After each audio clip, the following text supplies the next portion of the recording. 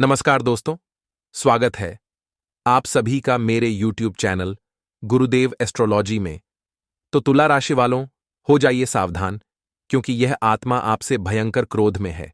अगर आपने यह वीडियो नहीं देखी और लगातार यह 3 गलतियां करते रहेंगे, तो जीवन में कभी भी आगे नहीं बढ़ पाएंगे। आपके घर में विरुद्ध रहता बनी रहेगी, परिवार के लोग एक दूसरे के दुश्मन बने रहेंगे और हमेशा घर में क्लेश बना रहेगा। आखिर किसका है ये सारा षड्यंत्र? वीडियो में नाम बताएंगे, अंत तक देखें। सबसे पहले सच्चे शिव भक्त इस वीडियो को लाइक करके कमेंट बॉक्स में जय भोलेनाथ जरूर लिखें। तो मित्रों, सबसे पहले आपको बता देते हैं कि आत्मा होती क्या है। ये जानना हमारे लिए बेहद जरूरी है, तभी हम इनसे मुक्ति प्राप्त कर सकते हैं या इनके चंगुल में आने से बच सकते हैं। तो दोस्तों, वीडियो को अंत तक देखते रहें और समझने का प्रयास करें कि हम आपको क्या समझाना चाह रहे हैं। तो दोस्तों, जो आत्मा होती है वही भूत होती है। हर इंसान मरने के बाद भूत बनता है, तो हमारे अंदर जो आत्मा निवास करती है उसे हम जीवात्मा कहते हैं। जब इंसान मर जाता है तो जो स्थूल शरीर है हमारा, वह नष्ट हो जाता है और हमारा सूक्ष्म शरीर बचा रह जाता है, जिसे हम प्रेतात्मा कहते हैं। जिस शरीर में निवास करती है, स्थूल शरीर में इसकी उम्र 120 वर्ष होती है, लेकिन प्रेतात्मा जिस शरीर में निवास करती है उस शरीर की उम्र अनंत काल तक होती है, यानी वह हजारों लाखों वर्ष तक जीवित रह सकता है। और जब उस आत्मा को मुक्ति प्राप्त हो जाती है, वह आत्मा उस परम धाम में निवास करने लगती है, तो वह सूक्ष्म आत्मा बन जाती है, यानी कि उसकी पुनः एक बार मृत्यु कह सकते हैं। सूक्ष्म शरीर से भी वह बाहर निकल जाती है, फिर उसका संसार से कोई लेना देना नहीं होता। लेकिन जब तक वह आत्मा सूक्ष्म शरीर में रहती है, तो उसे ही हम प्रेतात्मा या फिर भूत कहते हैं। वह भटकती रहती है। उनके अंदर भावनाएं तो होती हैं, उनके अंदर तमाम प्रकार के राग, द्वेष, क्रोध, भूख, प्यास, संभोग, सुख की भावनाएं, इच्छाएं, वासनाएं, लोभ, सब कुछ होता है। लेकिन उनके पास स्थूल शरीर नहीं होता है, तो हम उन्हें देख नहीं पाते हैं। वे वायु से बने हुए होते हैं। जी हाँ मित्रों, आयुर्वेद के अनुसार यह शरीर जो होता है, जिसे हम सूक्ष्म शरीर कहते हैं, यह 17 तत्वों से मिलकर बना होता है। हमारे आर्षि मुनियों ने इस विषय पर गहरी शोध किए हैं, गहरे विचार किए हैं। फिर उन्होंने ग्रंथों में इसी जानकारी को हमें संरक्षित करके दिया है। तो दोस्तों, कुछ भूत होते हैं जो अपने इस शरीर की ताकत को समझ लेते हैं और उसे उपयोग करना जानते हैं, और कुछ ऐसे होते हैं जो अपने इस शरीर की ताकत को नहीं समझ पाते। इसे आप ऐसे भी समझ सकते हैं जैसे कि हमारे स्थूल शरीर में भी बहुत शक्ति होती है, लेकिन उस शक्ति का इस्तेमाल करना कुछ लोग जानते हैं। जैसे कुछ पहलवान टाइप के लोग होते हैं जो कि अपनी शक्ति को बढ़ा लेते हैं, कई गुना बढ़ा लेते सामान्य इंसान से। और कुछ ऐसे होते जो सामान्य जीवन जीते रहते हैं, अपनी दैनिक दिनचर्या को पूरा करने के लिए ही अपने शरीर का उपयोग करते रहते हैं। इसी प्रकार जो सूक्ष्म शरीर है, उस शरीर में रहने वाले लोग जो होती हैं, जो आत्मा होती है, जब वह शरीर की ताकत को पहचान जाते हैं, तो फिर वे उपद्रव मचाना शुरू करते हैं, अपनी इच्छाओं की पूर्ति करना शुरू करते हैं। तो ऐसा कहा जाता है कि जब कोई सूक्ष्म आत्मा, या यूं कहें कि भूत, अपनी स्पर्श की ताकत को पहचान जाता है, यानी कि वह अपने छूने का एहसास करा सकता है, अपने होने का एहसास करा सकता है, तो उसके अंदर इतनी ज्यादा प्रचंड शक्ति होती है कि वह किसी शक्तिशाली पेट डीएच को भी, बड्ढे पेट डीएच को भी क्षण भर में निकाल कर फेंक सकता है। ये होती है किसी भूत की शक्ति। यह हमारे स्थूल शरीर से हजारों गुना ज्यादा होती है। तो आत्मा के अंदर शक्ति बहुत होती है, लेकिन उस शक्ति की पहचान नहीं होती है। जब वह पहचान कर लेता है, तो वह फिर अपनी शक्ति के माध्यम से अपनी इच्छाओं की पूर्ति करना शुरू कर देता है। मित्रों, भूत मानसिक तौर पर भी अत्यंत शक्तिशाली होते हैं, किसी पर भी हावी हो सकते हैं। जब अपनी शक्ति को पहचान जाते हैं, तो फिर किसी के भी दिमाग पर हावी हो सकते हैं, और इसी प्रकार वे अपनी इच्छाओं की पूर्ति करना शुरू करते हैं। मित्रों, कुछ भूत या कुछ जीवात्माएं जो सूक्ष्म शरीर में रहती हैं, वे अच्छी भी होती हैं, जो मरने के बाद अच्छे अच्छे कर्म करती हैं, लोगों की इच्छा पूर्ति में मदद करती हैं, जिन्हें हम पीर फकीर बाबा कहते हैं, सिद्ध बाबा कहते हैं। इनके छोटे छोटे स्थान भी बनाए जाते हैं, इनकी पूजा आराधना भी की जाती है, लोग इनकी पूजा करते हैं, मनोकामनाएं भी पूर्ति होती हैं। लोगों को लाभ प्राप्त होता है। ऐसी आत्माएं बड्ढी सहायक होती हैं और अपनी मुक्ति के मार्ग को भी प्रशस्त करती हैं, लोगों की मदद करने के माध्यम से। लेकिन कुछ दुष्टात्माएं होती हैं जो लोगों के माध्यम से अपनी इच्छाओं की पूर्ति करना चाहती हैं, तो हमें उन्हीं आत्माओं से बचना है। तो मित्रों, सबसे पहले हम जानते हैं कि ऐसी आत्माएं हमारे ऊपर हावी कब होती हैं, किस जगह पर होती हैं, क्या स्थितियां होती हैं जब ऐसी आत्माएं हमारे शरीर पर हावी हो जाती हैं और हमारा विनाश शुरू हो जाता है। तो मित्रों, हम आपको बताते हैं कि कुछ लोग कहते हैं कि भूत से राशि मिल जाए तो भूत हमारे ऊपर हावी हो जाता है। नहीं, यह बात बिल्कुल गलत है। भूत कोई राशि नहीं हो सकती। राशि उसकी होती है जिसका जन्म होता है। भूत का कोई जन्म नहीं होता है। सूक्ष्म शरीर का कोई जन्म नहीं होता है। वह हमेशा से हमारे साथ विद्यमान है, तो उसकी राशि भी नहीं हो सकती है। तो जब हमारा शरीर, स्थूल शरीर जिसमें जो हमें अभी दिखाई दे रहा है, यह नष्ट हो जाता है, तो हमारी राशि की भी सीमाएं समाप्त हो जाती हैं। तो भूत की कोई राशि नहीं होती है। तो फिर भूत हमारे ऊपर हावी ही क्यों होते हैं? तो आत्मा हावी होते हैं कुछ विशेष परिस्थितियों में। तो मित्रों, सबसे पहले जानते हैं कि किन स्थानों पर आत्मा का वास होता है। तो किसी नदी में, किसी पुल पर, किसी एकांत खंडहर में, किसी एकांत स्थान में जहां कोई नहीं जाता आता है, ऐसे स्थानों पर भूतों का वास होता है। ऐसे स्थानों पर हमें जाने से बचना चाहिए, और यदि हम जाते भी हैं तो फिर हमें ईश्वर का ध्यान करते रहना चाहिए। मां भद्रकाली का ध्यान करते रहना चाहिए। किसी सुनसान स्थान पर, किसी पेड़ के नीचे टॉयलेट नहीं करनी चाहिए। वहां पर भी अक्सर भूतों का वास होता है। कभी कभी आप जा रहे हैं रास्ते पर, और चौराहे पर या तिराहे पर आपने देखा कि किसी विशेष प्रकार का नारियल रखा है, कोई नींबू रखा है, उससे आपको दूरी बनानी है, उसे लांघना नहीं है। किसी भी कीमत पर वह निश्चित ही किसी के द्वारा किया गया कोई तांत्रिक प्रक्रिया है, उससे आपको दूरी बनाकर रखनी है। वहां आपको नहीं जाना है। ऐसे स्थान पर भी भूत का वास होता है। आप अचानक किसी एकांत स्थान पर जा रहे हैं और आपको एक मटका दिखाई देता है, छोटा घड़ा या लोटा या कोई भी ऐसा बर्तन दिखाई देता है जो ढका हुआ है। उसे आपको हरगिज नहीं खोलना है। वह भी भूत का कोई न कोई माध्यम है, कोई न कोई प्रकार है। तो मित्रों, यह तो थी जानकारी के किन स्थानों पर आपको भूत मिल सकते हैं। ऐसे स्थानों पर आप या तो जाएं ही ना, और यदि आप जा भी रहे हैं तो आप माता भद्रकाली का नाम लेते हुए जाएं। माता भद्रकाली के स्मरण मात्र से ही हर एक नकारात्मक शक्ति समाप्त हो जाती है, दूर हट जाती है। तो मित्रों, अब यह कैसे पहचानेंगे कि आपके ऊपर या आपके परिवार में किसी सदस्य के ऊपर किसी प्रकार की आत्मा का वास है? तो इसके लिए समझते हैं कि एक ऐसा इंसान जिसका स्वभाव जैसा भी था, आप उसे अच्छी तरह से जानते थे, अचानक से परिवर्तित हो जाता है, बदल जाता है, यानी चौंकाने वाली स्थिति होती है। जैसे कि किसी को कुछ मीठा बिल्कुल भी पसंद नहीं था, मीठा नहीं खाता था, लेकिन अचानक ऐसा हुआ कि अब उसे मीठा बहुत पसंद है, तीखा नहीं खाता था। अचानक ऐसा हुआ कि अब उसे तीखा बहुत पसंद है। अचानक ही वह अनाप शनाप अनर्गल बातें बहुत करता है। अचानक ही उसकी आंखें लाल हो जाती हैं। अचानक ही उसके शरीर में कंपन शुरू हो जाता है। अचानक ही उसके रोंगटे खड़े होने लगते हैं। मित्रों, यह सब प्रकार है, यह सब लक्षण है कि उसके शरीर पर किसी न किसी प्रकार की बुरी आत्मा का साया आ चुका है। और भी कई लक्षण हैं, और भी कई तरीके हैं जिससे हम यह जान सकते हैं। जैसे कि ऐसा इंसान एकांत प्रिय हो जाता है, वह हमेशा एकांत में रहना साथ चाहता है। तेज रोशनी से, तेज शोर से उसे दूर रहना पसंद है। वह तेज रोशनी में नहीं रह सकता है। अपने प्रिय से, यानी अपने परिवारजनों से, अपने मित्रों से, अपने प्रेम से नफरत करने लगता है, उनसे चिढ़ने लगता है, यहां तक कि उनकी जान लेने की कोशिश भी कर सकता है। कुछ स्थितियों में तो यहां तक भी देखा गया है कि अपने स्वयं के शरीर से भी वह नफरत करने लगता है और उसे हानि पहुंचाने लगता है। जी हां, तो ये सारे जो प्रकार हैं, इनसे आप पहचान सकते हैं कि किसी के ऊपर किसी प्रकार का साया है कि नहीं है।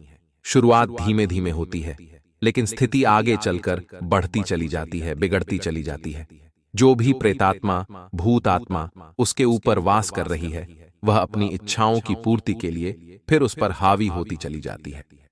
मित्रों, तो आपको पहचानना है, और लेकिन दोस्तों, वह क्या संकेत होते हैं जिनके आधार पर हम यह समझ सकते हैं कि आपके ऊपर कोई आत्मा हावी हो गई है, या आपके घर परिवार में जो क्लेश हो रहा है, या अशांति है, दरिद्रता है, या किसी आत्मा के प्रकोप के कारण है। सबसे पहले घर की तुलसी सूख जाती है। घर में आप किसी भी प्रकार की पूजा पाठ नहीं कर सकते हैं। जब आप पूजा पाठ करने की कोशिश करते हैं तो तमाम प्रकार के विघ्न और बाधाएं उत्पन्न होती हैं। हो सकता है कि पूजा बीच में ही भंग हो जाए, पूर्ण होने से पहले ही पूजा नष्ट हो जाए। तो मित्रों, यह तो थी जानकारी कि हम परिवार पर किसी प्रकार का साया है, या हमारे ऊपर किसी प्रकार का साया है, परिवार के किसी व्यक्ति के ऊपर साया है। इस सबको कैसे पहचानेंगे? मित्रों, एक चीज याद रखना है कि हमेशा ऐसा नहीं होता है कि हमारे ऊपर किसी ने, हमारे परिवार के ऊपर किसी ने किसी प्रकार की जीवात्मा, भूत आत्मा को छोड़ रखा है, प्रेतात्मा को छोड़ रखा है। ऐसा जरूरी नहीं है। प्रेत आत्मा स्वयं ही हमारे शरीर को चुन सकती है, हमारे घर को चुन सकती है। किसी ने किया नहीं है तब भी, क्योंकि बहुत से लोग ऐसा कहते हैं कि हमारी तो किसी से दुश्मनी ही नहीं है, हम तो इतने अमीर भी नहीं हैं, रईस भी नहीं है, हमारा तो बड्ढा ही सामान्य सा जीवन है। फिर लोग हमसे क्यों चढ़ेंगे? लोग हमारे ऊपर तांत्रिक क्रिया क्यों करेंगे? हमारी तो किसी से दुश्मनी नहीं है, हमारा तो सबसे प्रेम मिलाप है, अच्छा है, रिश्ता नाता बढ़िया चल रहा है। तो मित्रों, ऐसी स्थिति जरूरी नहीं है कि किसी ने आपके ऊपर बनाई हो। भूत स्वयं ही आपके घर में प्रवेश कर सकता है। भूत स्वयं ही आपके परिवार के किसी सदस्य पर हावी हो सकता है। जी हां मित्रों, यह उसकी स्वयं की इच्छा भी हो सकती है। तो मित्रों, अब आप खुद ही समझ जाइए कि क्या आपके परिवार में ऐसी स्थिति चल रही है।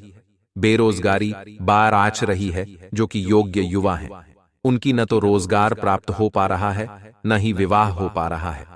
घर के लोगों की बुद्धि भ्रष्ट हो चुकी है, काम में मन नहीं लगता है, उलझुल गतिविधियां बढ़ने लगी हैं, जैसे जुआ, शराब आदि की गतिविधियां बढ़ने लगी हैं, व्यसन बढ़ने लगे हैं, माहौल खराब होने लगा है। यदि ऐसा कुछ आपके साथ हो रहा है तो निश्चित ही आपके घर में किसी प्रकार की बुरी आत्मा का साया है। तो अब इस स्थिति में आपको क्या करना है? तो आपके लिए हम बता रहे हैं कुछ बेहद ही शक्तिशाली और बहुत ही सरल उपाय। जी हां मित्रों, कुछ लोग कहते हैं कि अगर आपको लगे कि किसी के ऊपर भूत का साया है तो उसे रुद्राक्ष पहना दीजिए, कोई फर्क नहीं पड़ेगा। मित्रों, आप उसे रुद्राक्ष पहना देंगे क्योंकि रुद्राक्ष स्वयं भगवान भोलेनाथ का प्रतीक है, और भगवान भोलेनाथ की शरण में सभी रहते हैं। चाहे भूत पिशाच हो, चुड़ैल हो, डायन हो, इंसान हो, जीव हो, सभी रहते हैं। तो भगवान भोलेनाथ को इससे कोई परेशानी नहीं होगी कि आपके घर में भूत रहता है कि नहीं रहता है। तो अब आपको भूत से मुक्ति कैसे प्राप्त होगी? जी हां मित्रों, आपको पता चल गया कि आपके परिवार में, आपके घर में भूत है, कोई प्रेतात्मा है। अब उससे मुक्ति आपको कैसे प्राप्त होगी? तो इस संसार में केवल दो ही ऐसी प्रचंड शक्तियां हैं जो आपको किसी भी दुरात्मा से मुक्ति दिला सकती हैं। पहली शक्ति है माता भद्रकाली की, या स्वयं काली माता। माता काली और भद्रकाली में कोई अंतर नहीं है। मित्रों, याद रखना है, माता का जो विनाशकारी प्रचंड स्वरूप है उसे काली कहा जाता है, और माता का जो सौम्य और सरल स्वरूप है, जो जीवनदायी है, उसे भद्रकाली कहा जाता है। दोनों ही माता और दूसरी शक्ति हैं हनुमान जी। तो मित्रों, इस वीडियो में हम माता भद्रकाली की ही बात करेंगे। तो आपको करना यह है कि अपने पूजा घर में एक नारियल को स्थापित करना है और उसे लाल कोरे कपड़े में लपेटना है, और 7 बार उसके आसपास कलावे को लपेटना है और उसे अन्न के ऊपर स्थापित करना है।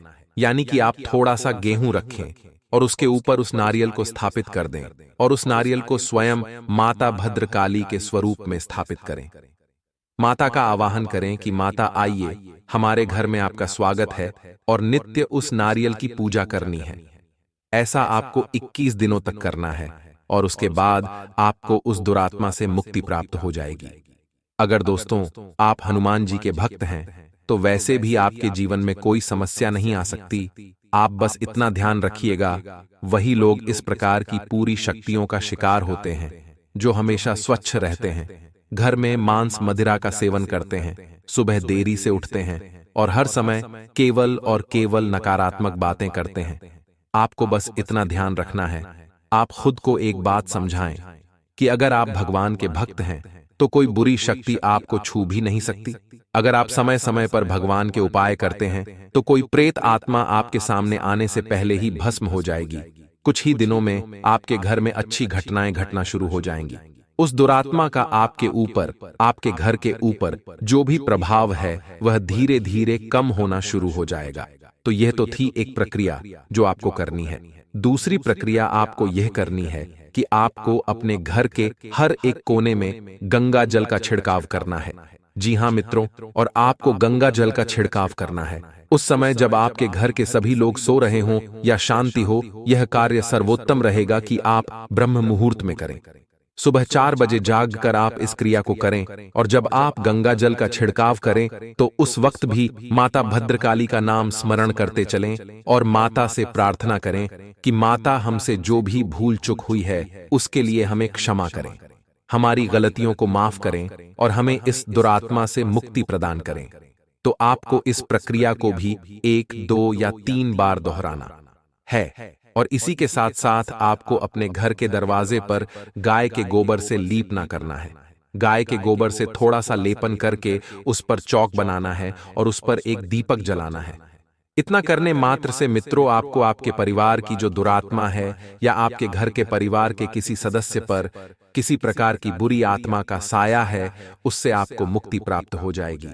आपको 21 दिनों तक माता का पूजन करना है और उसके बाद जब आपकी मनोकामना पूर्ण हो जाए, आपको दुरात्मा से मुक्ति प्राप्त हो जाए, आपके परिवार में सुख शांति का वास हो जाए, तो फिर आपको उस नारियल को आपके नजदीक जो भी माता का, माता काली का या भद्रकाली का या अंबे मां का मंदिर है, वहां उस नारियल को आपको समर्पित कर देना है। और इसके बाद आपका सारा जो किया कराया है या आपके ऊपर जो किसी प्रकार का साया है, सबसे आपको मुक्ति प्राप्त हो जाएगी है। और यदि आप व्यापार करते हैं तो व्यापार संबंधित कुछ महत्वपूर्ण बातें आपको जानना अति आवश्यक है। जैसे कि व्यापार संबंधी हर दस्तावेजों को पूर्ण रखें। आप अन्यथा कोई कमेटी बैठ सकती है, आपको हानि भी हो सकती है।